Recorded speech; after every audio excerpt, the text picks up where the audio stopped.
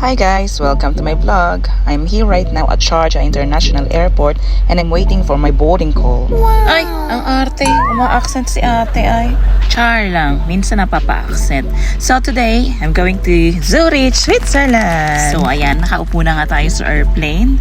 And actually, this is my 4th time visiting in Switzerland. At dahil holiday namin sa school, we have like almost 2 months. And hindi ako napapunta ng Pilipinas ngayon kasi papunta yung lola ko dito sa Dubai.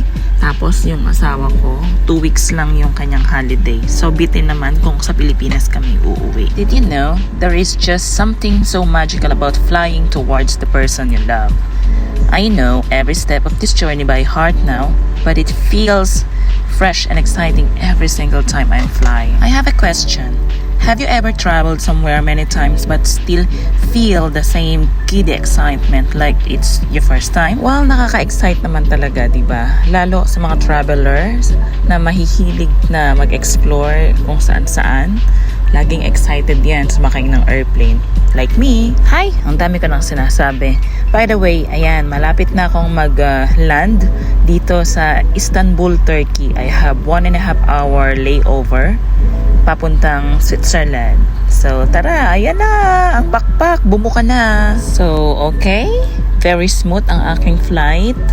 Tapos, I have my 1.5 hour layover. As I said, it's my first time na ganun ka-short yung layover ko. Kasi normally, I have like 3 to 4 hours layover. So, okay, labas na.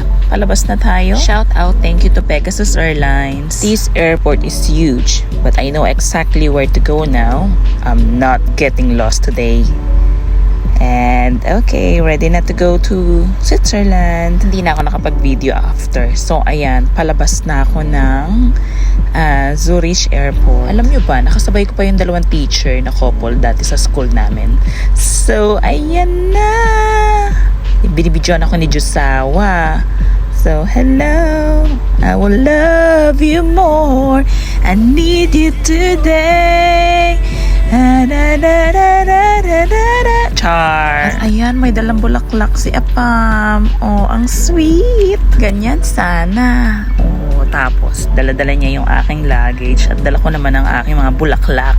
Welcome to Switzerland. Napakaganda dito. Hindi ako magsasawa na makita to every time. So, and then, ayan na. Welcome back. Welcome home. I made it. Welcome home to Switzerland. Guys, did you know, every time I walk through this door, it just feels so warm and so welcoming. It doesn't matter how many times I've been here, but this place always give me the sweetest, most housewarming.